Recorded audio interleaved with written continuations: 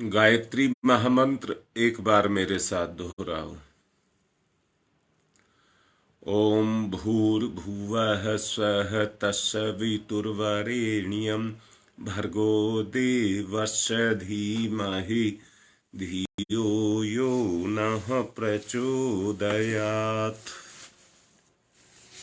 कल आपसे बात चल रही थी कर्म योग की।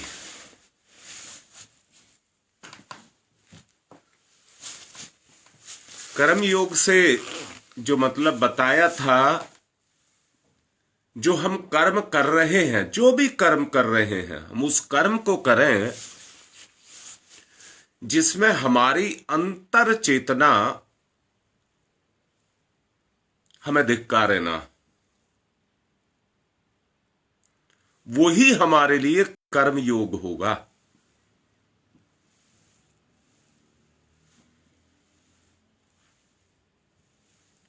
अब मैं इसी कर्मयोग को आगे बढ़ाना चाहता हूं।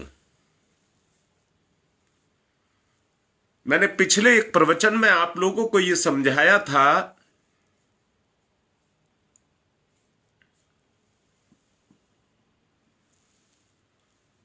कि व्यक्ति अगर ऊंचा उठेगा तो कर्म से ही ऊंचा उठेगा, कर्म ही उसको ऊंचा उठाएगा। व्यक्ति को सम्मान मिलता है, व्यक्ति को सम्मान नहीं मिलता है, उसके कर्म को सम्मान मिलता है। व्यक्ति का जो भी स्तर है वो उसके कर्म से है।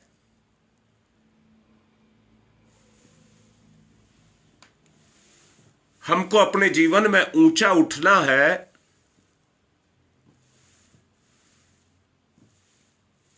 तो उसका व्रत लेना पड़ेगा और उस व्रत का पालन हमको करना पड़ेगा। यही कर्म है।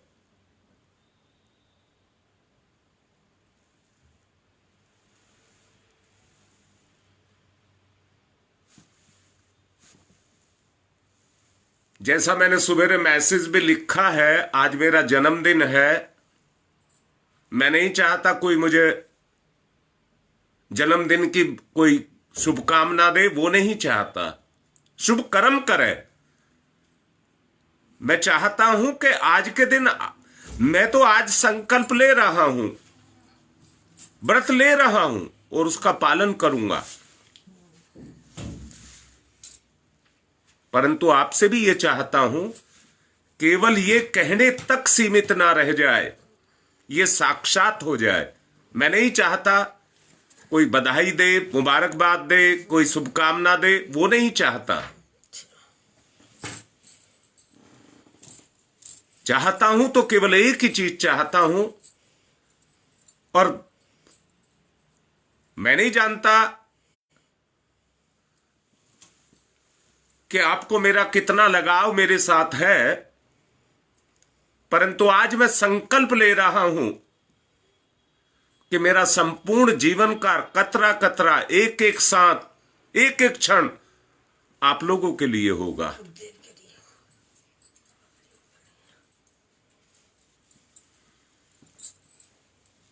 ये मेरा व्रत है। आपसे केवल एक ही बात चाहता हूं, सहयोग। सहयोग। अगर व्रत लेना है तो सहयोग का व्रत लो। मैं फिर से कहता हूं, आत्मज्ञान इसी को कहते हैं, या आत्मज्ञान का सारस्वत रूप जो है वो बोध के रूप में है। और उस बोध की जो क्रियाशीलता है वो व्रत के रूप में है, व्रत के रूप में है। और मैं एक बात और कहता हूं, व्रत पालन होता है संयम से। व्रत पालन होता है संयम से, और संयम सधता है, संयम सधता है धैर्य से।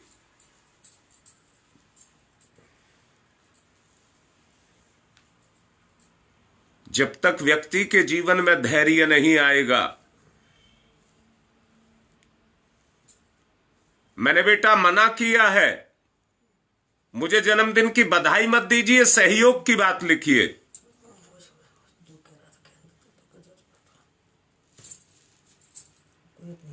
मैंने कहा है जन्मदिन को मनाना है तो हमें व्रत लेना पड़ेगा, और व्रत सदेगा संयम से, और संयम आएगा धैर्य से। तो उन गुणों को हमें अपने अंदर पैदा करना पड़ेगा।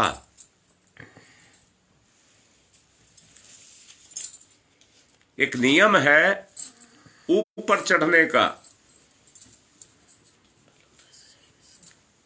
चढ़ने वाला छलांग मार करके ऊपर नहीं चढ़ता है,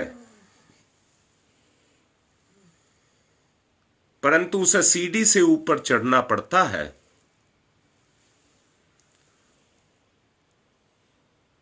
और सीढ़ी दो तरह की होती हैं,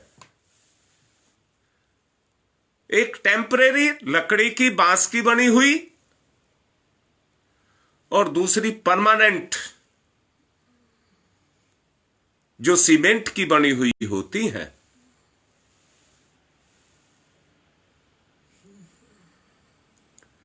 टेम्परेरी जो सीढ़ी होती है उस पर स्लिप होने का, रपटने का डर भी रहता है, और कोई टांग पकड़ करके खींच ले तो गिरने का डर भी रहता है।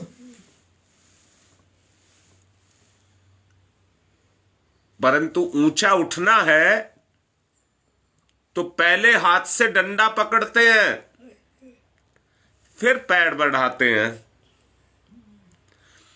पहले अपनी पकड़ को मजबूत करते हैं, फिर ऊंचा उठते हैं। पहले हाथ आगे बढ़ता है, फिर पैर आगे बढ़ता है। पकड़ मजबूत होनी चाहिए।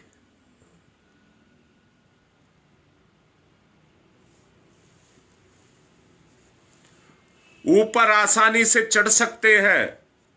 जीवन में क्रमिक रूप से छोटे छोटे व्रत लेकर के, जीवन में क्रमिक रूप से छोटे छोटे व्रत लेकर के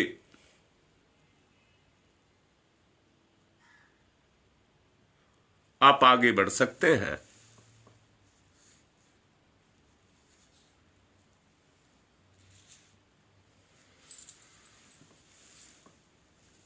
आज हमारी एक बिटिया अलका का भी जन्मदिन है, और मैं यही कहूंगा, आओ सब मिलकर के साथ चलेंगे। आओ सब मिलकर के साथ चलेंगे, उसी से ताकत पैदा होगी, कुछ भी कर सकेंगे। एक दूसरे का कंधे का सहारा पाकर के ऊंचे उठ सकेंगे।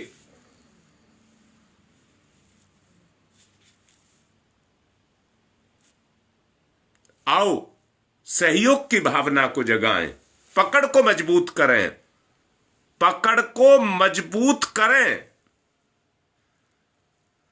शरीर में ताकत ही ना हो, बड़े अच्छे से एक बात कह रहा हूं, शरीर में ताकत ना हो तो पकड़ मजबूत नहीं बन पाती है।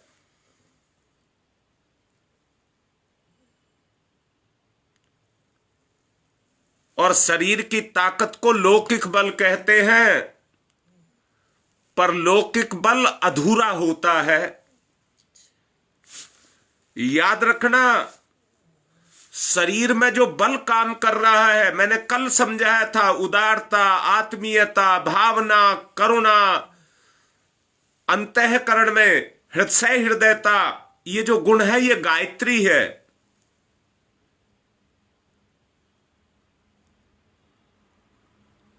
यही गायत्री है, ये जो गुण है वो ही गायत्री है। जब आपके अंदर गायत्री की शक्ति पैदा हो जाएगी तो बेइंतहा ताकत आपकी बनती चली जाएगी। जिसको आपने पकड़ लिया उसको छोड़ेंगे नहीं, ऊंचा उठाएंगे। खुद भी ऊंचे उठना है तो अपनों को ऊंचा उठाना है, तो ऊंचा उठेंगे। मैंने दो बात अभी कही है, एक लौकिक बल की बात कही है, गायत्री बल की बात कही है। अगर गायत्री बल के क्षेत्र में आपको ऊंचा उठना है तो वो केवल एक ही स्तर पर उठ सकते हैं, उसको कहते हैं गुरु कृपा।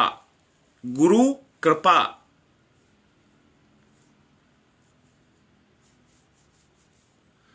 अगर गुरु कृपा को प्राप्त करना है तो उसका केवल एक ही रास्ता है, और वो रास्ता है मेरा गुरु मुझसे क्या चाहता है मैं वो ही पूर्ण करूं, मैं उसी को करूं। याद रखना, लोभी कपटी धूर्त गुरु नहीं हो सकता।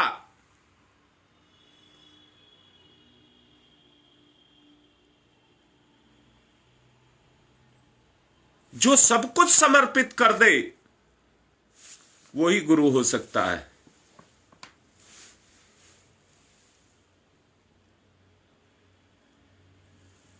मैं दोबारा से आप लोगों से आत्मिक निवेदन कर रहा हूं, छोटे छोटे व्रत बन करके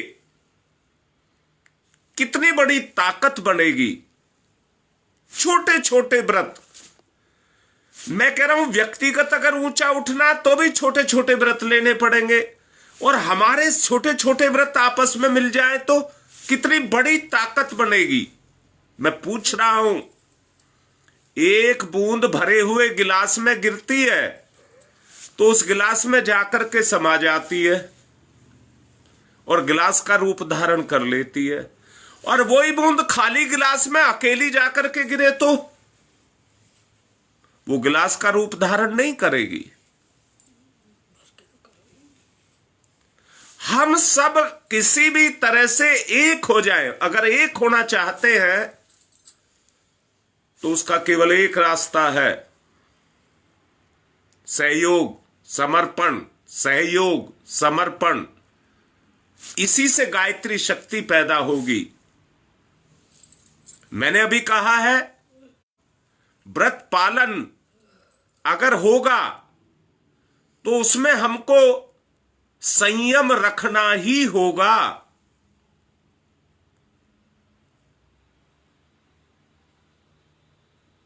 सोचो अगर वो हम कर सकें, उन्नत व्रत की परिधि प्राप्त करने के लिए अन्य साधनों की अपेक्षा अपने जीवन से सरल कुछ नहीं है।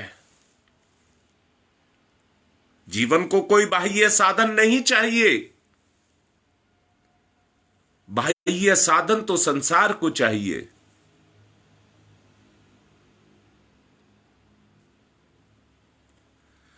दोबारा से कह रहा हूं, उन्नत जीवन की योग्यता मनुष्य को व्रत से प्राप्त होती है, और उसी को दीक्षा कहते हैं।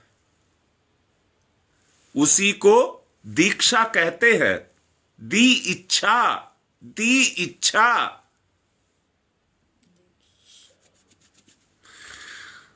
और दीक्षा से दक्षिणा अर्थात कुछ करने की क्षमता, जिसके द्वारा हमारी दीक्षा सफल हो सके, पूर्ण हो सके, कुछ करने की इच्छा, उसको हमें जगाना होगा। सफलता के परिणाम तब ही मिलते हैं, सफलता के परिणाम तब ही मिलते हैं जब दक्षिणा दी जाए। व्रत पालन करना, व्रत में अपने संकल्पों को डालना, वो दक्षिणा है।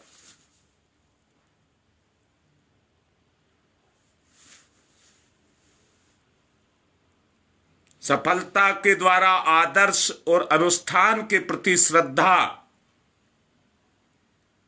जब जिसकी जागृत हो जाए, और श्रद्धा से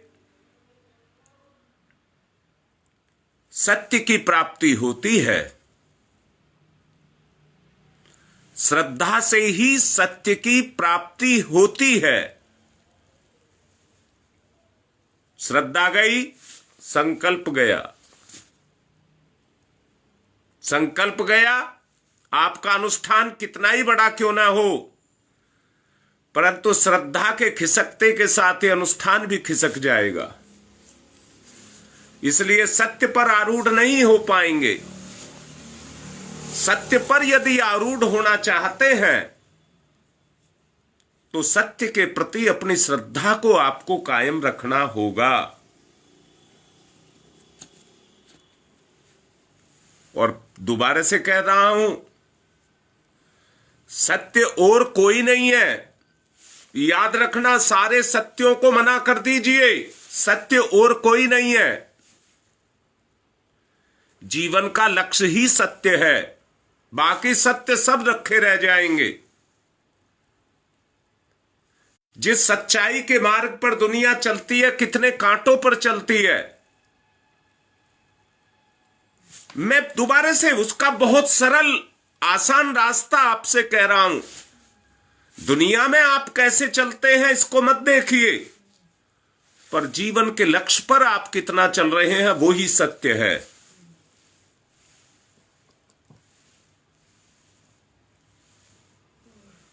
और सबसे बोल रहा हूं, सबको अपना जन्मदिन मनाना चाहिए, परंतु जो सांसारिक सामाजिक रूप से मनाए जाते हैं, पारिवारिक रूप से मनाए जाते हैं, वो जन्मदिन नहीं है। व्रत का पालन करना ही जन्मदिन का उद्देश्य है। ये एक क्रमिक विकास है। जैसे सीढ़ी पर चढ़ने की बात आपसे कही, ये आपका क्रमिक विकास है। व्रत जिसका आरंभ सत्य से होता है, आप जरा सोच करके देखो उसका अंतिम निष्कर्ष क्या होगा। उसका अंतिम निष्कर्ष क्या होगा, याद रखना। व्रत का आध्यात्मिक अर्थ उन आचरणों से है जो शुद्ध, सरल और सात्विक हों।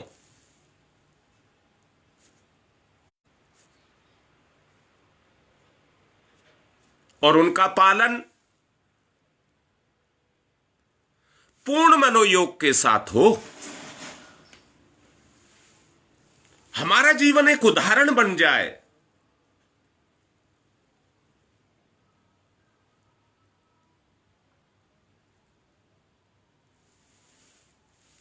दूर तो नहीं जा सकता, परंतु एक बिटिया की प्रेरणा से उसने मुझसे कहा हम जन्मदिन मनाएंगे, तो आज 2 क्षेत्रों में मैं जाऊंगा इसी उद्देश्य के लिए।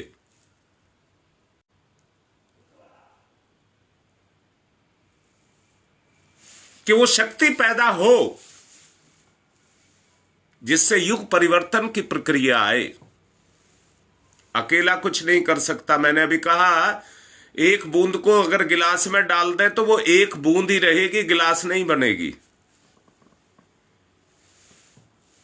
शुद्ध, सरल और सात्विक बनना है, उसका पालन करना है।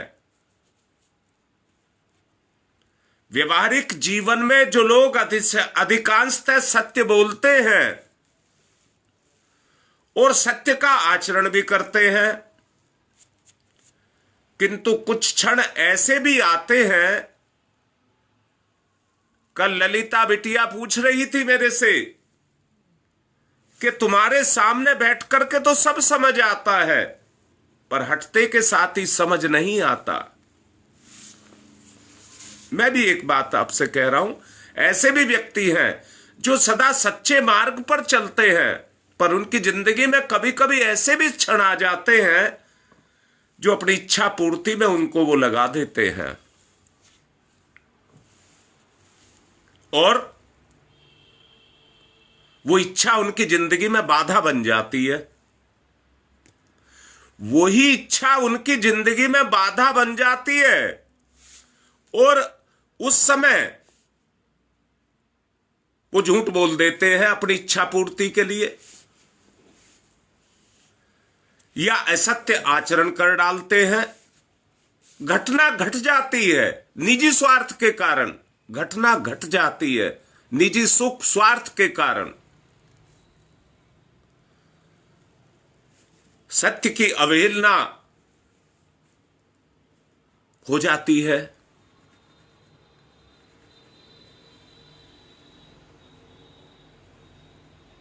युधिष्ठिर सत्य का आचरण करते रहे, गुरु के आश्रम में गए तो शुरुआत ही यहां से हुई, सत्यम वद धर्मम चर।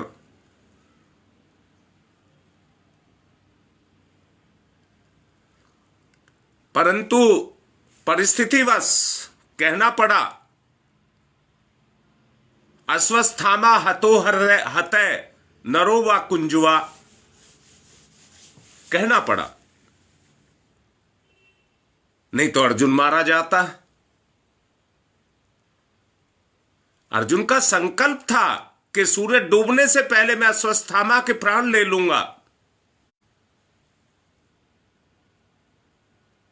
श्री कृष्ण को अपनी माया का प्रयोग करना पड़ा सत्य की रक्षा के लिए। अंत में विजय सत्य की हुई। परंतु मैं फिर से कह रहा हूं, अपनी इच्छा पूर्ति के लिए कुछ आचरण हम ऐसे कर देते हैं कि जिनके करने के कारण हमारी चेतना को दाग लग जाते हैं। असत्य आचरण, निजी स्वार्थ के लिए सत्य की अवहेलना, उसका तात्पर्य ये है कि अपनी निष्ठा उस आचरण में नहीं है। इसे ही यूं कहेंगे कि ऐसा आदमी व्रतशील नहीं है। व्रत का मादा तो है उसमें, वो समझता तो है व्रत की कीमत को,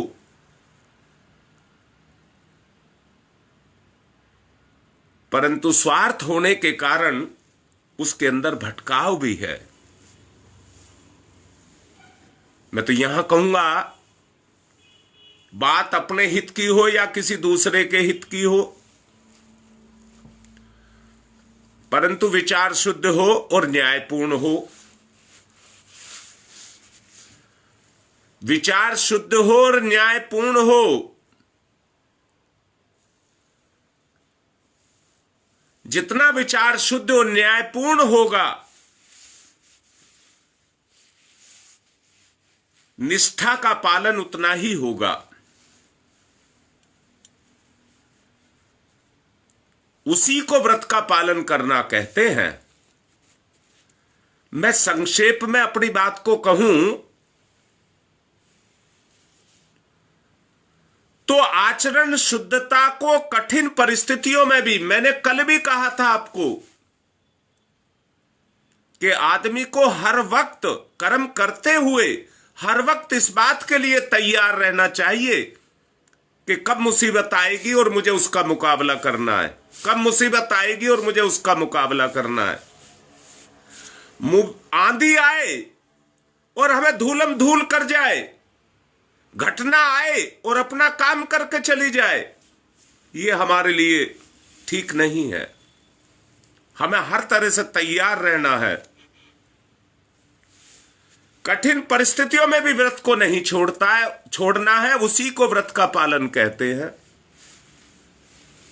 कुछ भी हो जाए, व्रत का पालन करना है। संकल्प का ही छोटा रूप व्रत है। संकल्प का ही छोटा रूप व्रत है। इसलिए मैंने कहा, छोटे छोटे व्रत लेकर के व्यक्ति को अपने आप को मजबूत बनाना चाहिए। संकल्प की शक्ति तो व्यापक होती है। संकल्प की शक्ति तो व्यापक होती है और व्रत उसका एक अध्याय होता है। जैसे दीवार को ईंट से बनाया जाता है, पर सारी दीवार ईंट नहीं है, ईंट से बनी है। ऐसे ही आपका संकल्प है जो दीवार के रूप में खड़ा होता है, परंतु वो व्रत से बनता है। व्रत और संकल्प जबकि दोनों समान है, व्रत और संकल्प जबकि दोनों समान है, कोई भेद नहीं है। हमें हंसी खुशी का जीवन जीना है, हमें सबको खुशियां देनी है, सब में प्रसन्नता का संचार करना है, सबके दुखों को मिटाना है।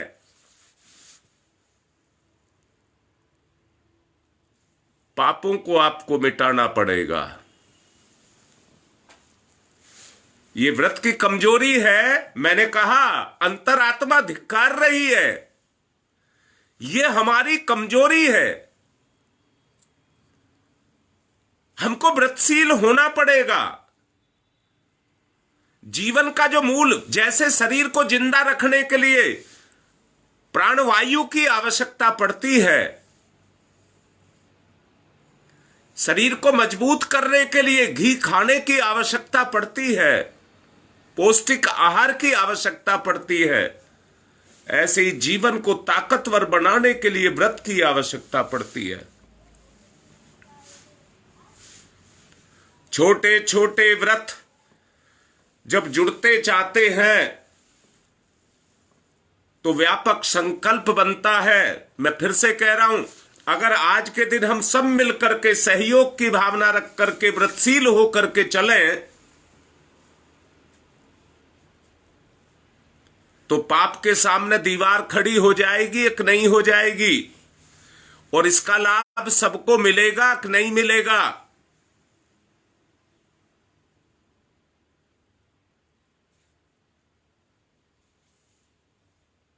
अनीति, अन्याय, अनाचार, दुर्भाव, द्वेष, कलेश, इनका भी अस्तित्व दुनिया में है। बोलिए, क्या इनसे पीड़ित होकर के, त्रसित होकर के अपनी जिंदगी को जिएंगे? गुरुदेव कहते हैं, मैं नहीं कह रहा हूं, गुरुदेव कहते हैं, अपने आप को गिराने से अच्छा है मर जाना। कम से कम स्तर तो बचा रहेगा। जीवन मिला है ऊंचा उठने के लिए, नीचे गिरने के लिए नहीं।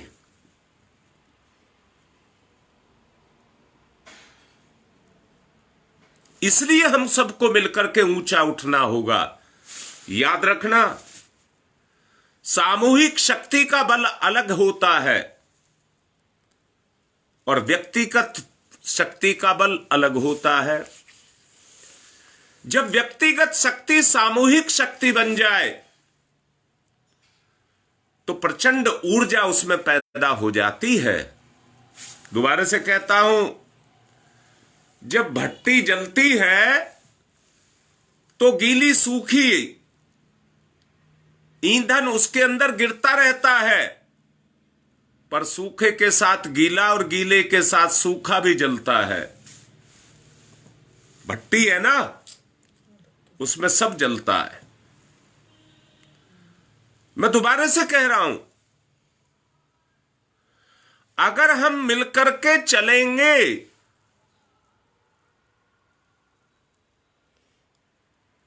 तो वो शक्ति जरूर पैदा होगी। मैं पूछता हूं, किस पर मुसीबत नहीं आती?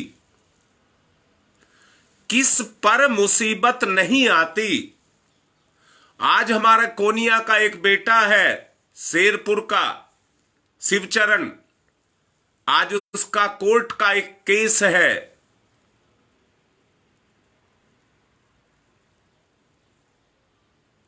आप जरा उससे पूछ करके देखिए उस पर आज कितनी मुसीबत है। मिलकर के अपने संकल्प से उसकी मुसीबत को दूर करेंगे, सबका भला करेंगे, सबका भला करेंगे। इसलिए व्रत को जगाना है, इसलिए व्रत को जगाना है। मास्टर के बगैर कोई पढ़ जाया करता तो किताब घर में होती है। खेत के बगैर अगर बीज पैदा हो जाया करता तो बीज घर में रखा है। समाज में लगाए बगैर अगर व्यापार चल जाता तो धन घर में रखा है।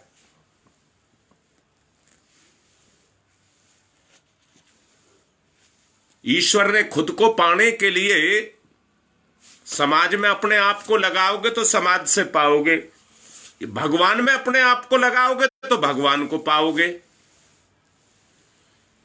ये नियम है संसार का।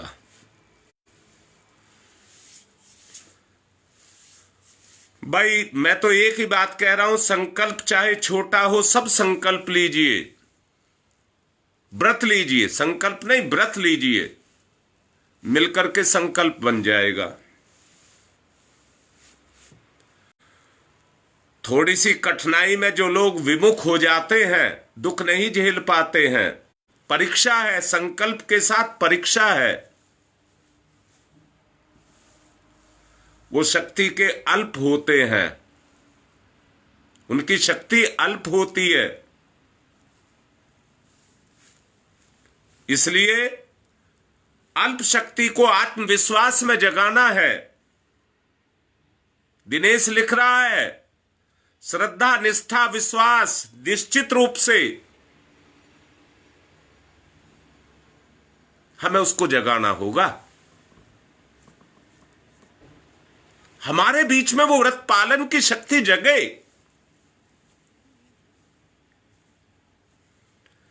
कठिनाई के बगैर अगर बैठे बिठाए कोई चीज मिल जाए तो वैसे ही खर्च भी हो जाती है, और मेहनत करने के बाद जो चीज मिलती है उसकी कीमत आदमी समझता है, उसको रगड़ रगड़ करके खर्च करता है। जो कठिनाई में आगे बढ़ते हैं, प्रेरणा अंदर से आती रहती है। कठिनाई के समय में आगे बढ़ते हैं, उनको प्रेरणा अंदर से आती रहती है।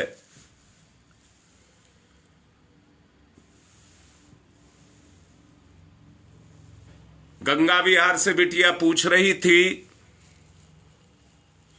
कैसे करें, कैसे बढ़ें। जब इन परिस्थितियों का मुकाबला करना शुरू करेंगे तो रास्ता प्रेरणा के रूप में अपने आप खुल जाएगा। ऐसी शक्ति व्रत के अंदर होती है। नियम पालन से मनुष्य में आत्मविश्वास और अनुशासन की भावना आती है। नियम पालन से जीवन के उत्थान और विकास के लिए दोनों शक्तियों का होना बहुत अनिवार्य है। किसका? आत्मविश्वास और अनुशासन, दोनों का होना बहुत जरूरी है। आत्मशक्ति या आत्मविश्वास के अभाव में मनुष्य छोटे छोटे भौतिक प्रलोभनों में, भौतिक आयोजनों में बस उसी में लगा रहता है, उसी में लगा रहता है, और बोलता है मैं कर रहा हूं, बोलता है मैं कर रहा हूं, होता कुछ नहीं है। मैंने तो कहा है कर्म यही होंगे, पर व्रतशीलता के साथ होंगे तो आप ऊंचे उठेंगे। अनुशासन के बिना जीवन अस्त व्यस्त होता है। शक्ति और चेष्टाओं का केंद्रीकरण ना हो पाने के कारण कोई महत्वपूर्ण सफलता व्यक्ति को नहीं मिल पाती है।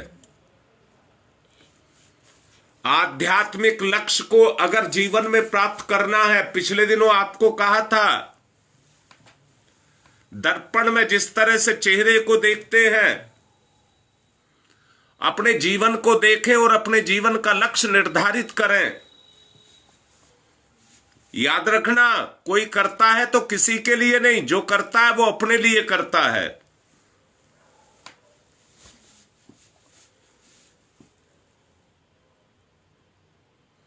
इसलिए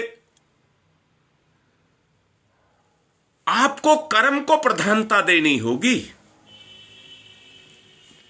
शक्तियां बिखरी हुई हैं, उनको एकत्रित करना होगा। अगर शक्तियां एकत्रित हो जाएंगी तो एक ताकत निकल करके आएगी, एक ताकत निकल करके आएगी जिसमें सबकी आत्मिक उन्नति होगी। मनोयोग पूर्वक जीवन का ध्येय और उसकी ओर लगाए रखने में, आचरण में नियमबद्धता आ जाए, नियमितता आ जाए,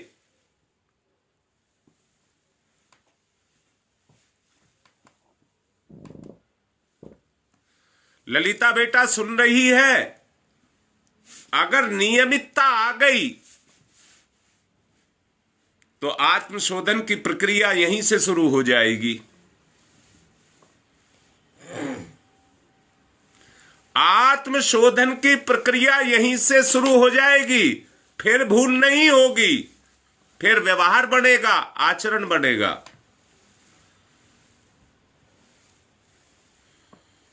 मैं, बेटा बोलो, मैं जीवन में उत्तरोत्तर उत्कर्ष करने की प्रबल इच्छा रखूं। बस इतनी सी बात। अगर ये कार्य पूरा होगा तो पवित्र आचरण आत्मा को शुद्ध बनाएगा। पवित्र आचरण आत्मा को शुद्ध बनाएगा। उस पर चढ़े हुए आवरण हटेंगे।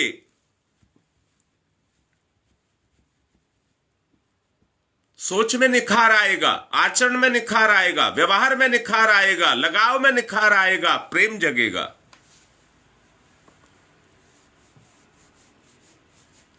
इसलिए मैं तो कह रहा हूं, जितनी बात समझ आ रही है उतना मैं तो कह रहा हूं। मैं तो आज व्रत आचरण की प्रतिज्ञा लेता हूं। जीवन के रसगुल्ले नहीं खाने, ना, जीवन के रसगुल्ले नहीं खाने।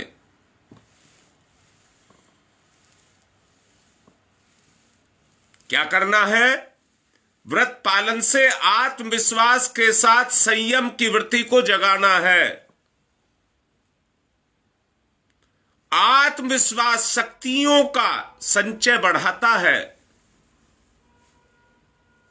और संयम से शक्तियों का कोष भर जाता है। बात समझ आ रही हो तो देख लो, कर लो सहयोग। आत्मा अपने आप प्रकट हो जाती है, प्रकट नहीं करना पड़ता, अपने आप प्रकट हो जाती है।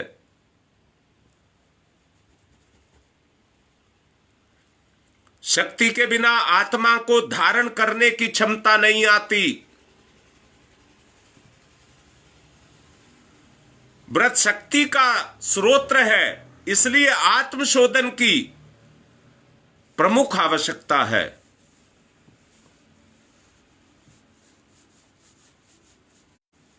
प्रमुख आवश्यकता है।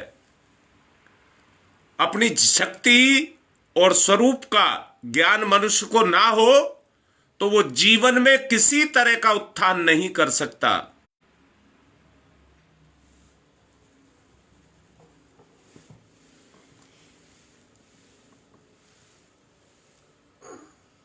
रात में बिटिया को यही बात समझा रहा था। शक्ति आती है आत्मविश्वास से और वहीं से भावना का उदय होता है। बेटा भूल जाओगे इस बात को, जो मैं कह रहा हूं इस बात को आप भूल जाएंगे।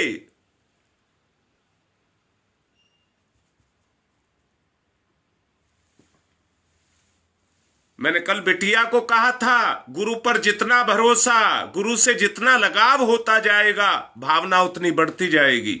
आसान रास्ता है। भाई निचोड़ में यही कहूंगा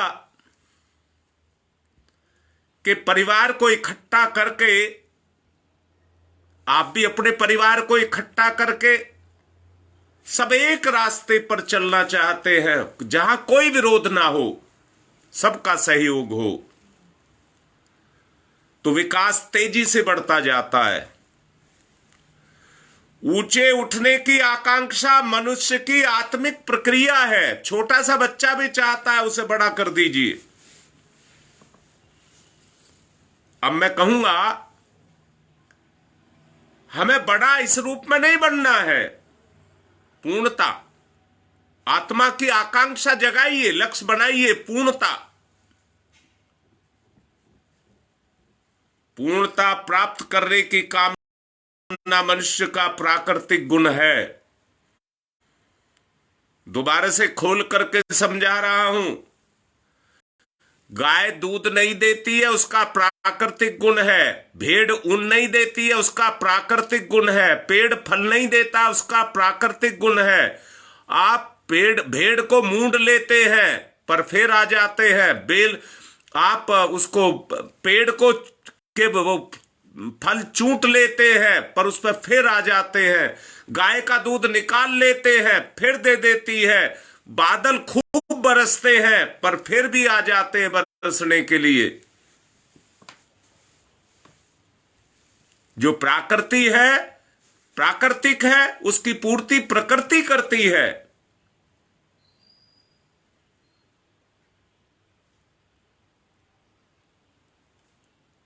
और कोई नहीं कर सकता।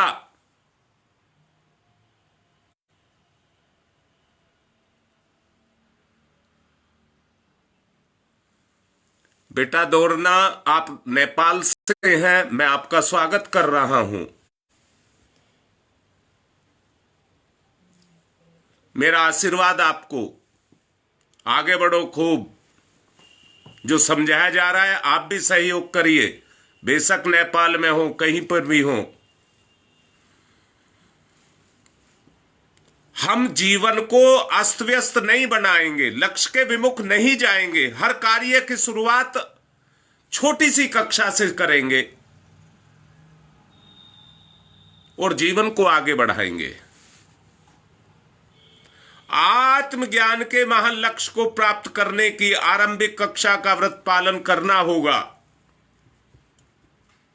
इसी से हम मनुष्य जीवन को सार्थक बना सकते हैं। और याद रखना,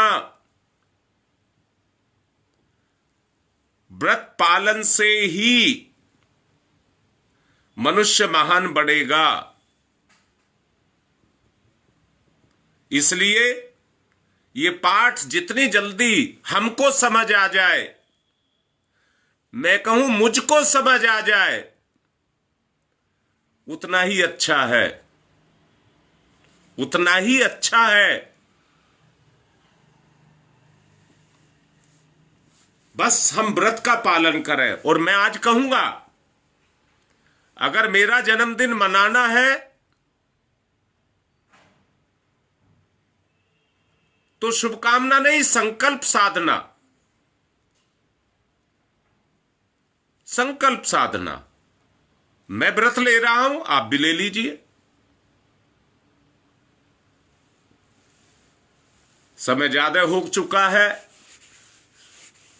अभी मैं निकलूंगा। 11 बजे का समय नेहरू विहार और 2:30 बजे का समय गंगा विहार में दे रखा है। अपने समय पर पहुंचने की कोशिश करूंगा। आज की बात को यहीं संपन्न कर रहा हूं। ओम शांति ही शांति ही शांति ही।